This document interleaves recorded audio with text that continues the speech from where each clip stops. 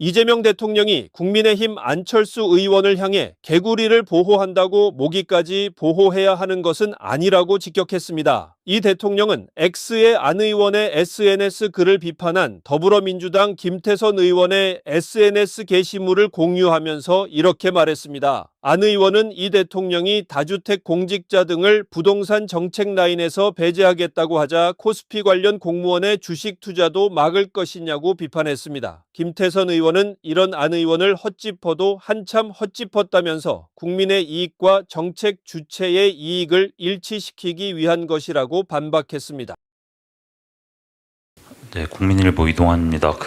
대통령님이 오늘 X에 안철수 의원이 다주택 공직자 배제하는 것처럼 주식 보유 공직자도 전량 매도하라는 발언을 공유하면서 이제 개구리를 보호한다고 모기까지 보호해야 하는 것은 아니다 이렇게 말씀하셨는데 구체적으로 어떻게 비유해서 말씀하신 건지 좀 해석을 들을 수 있을까 해서 여쭤봅니다. 네, 개구리 모기론인데요. 네, 아무래도 나오게 된 계기가 처음부터 사실상 부동산에 너무 과도하게 우리나라의 자산이 몰려 있다.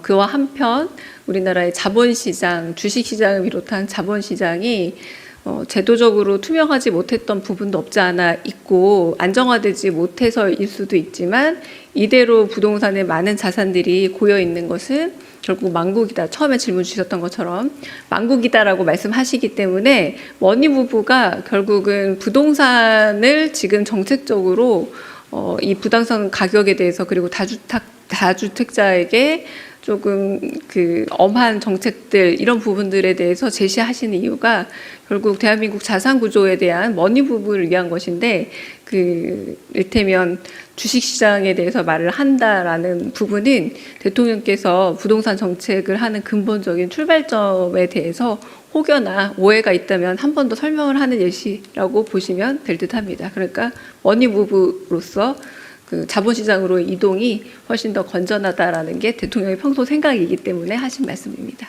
이 대통령은 국무회의에서 방치하면 나라가 망한다며 부동산 투기 근절 의지를 다시 한번 밝혔습니다. 그리고 이제 부동산 관련해서 지금 설왕설래가 많은데 여전히 그런 인식이 있는 것 같아요. 부동산 불패, 어떻게 시장이 정부가 시장을 이기겠냐. 결국은 정치적 이유로 압력이 높으면 포기하겠지. 버티자. 이런 사람들이 좀 있는 것 같습니다. 근데 이 부동산 투기를 방치하면 나라 망합니다.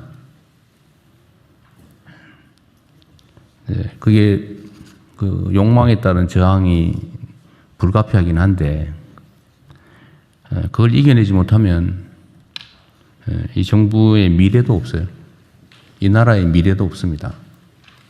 철저하게 준비를 잘 하셔야 되겠어요.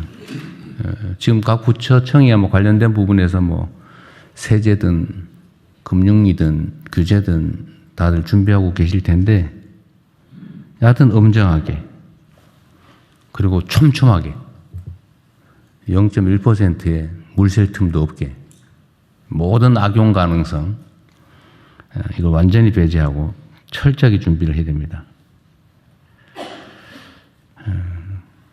정치적 고려 전혀 할 필요 없습니다. 결국은 이거는 부동산은 심리전에 가까운데 내가 보니까 욕망과 그다음에 정의라고 하는 게 부딪혀서 결국 욕망이 지금까지 이겨왔죠. 여기에 기득권 또는 정책 결정 권한을 가진 집단 또는 사람들이 욕망을 편들었지 않습니까? 그것 때문에 소수는 엄청나게 혜택을 받겠지만 압도적 다수는 정말 평생 내 집 구경 못하고 살겠구나. 평생 남의 집 전전하면서 엄청난 주거비용 부담하면서 이게 괴롭게 살아야 되는구나. 이렇게 생각하게 만들잖아요.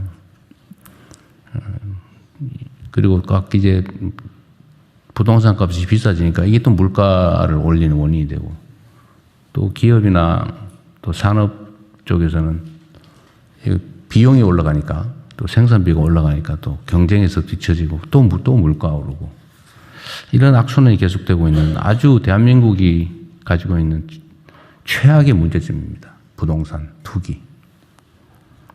그래서 이거는 제도 자체 설계는 철저하게 해주시고요. 그 다음에 여기에 대한 제재 권한을 가진 각 부처청은 조사 제재 준비도 철저하게 좀 해주기 바랍니다. 아주 엄정하게 제재해야죠. 뭐 담합이라든지 아니면 조작이라든지 이런 것도 아주 엄정하게 철저하게 준비해서 집행해 주시기 바랍니다.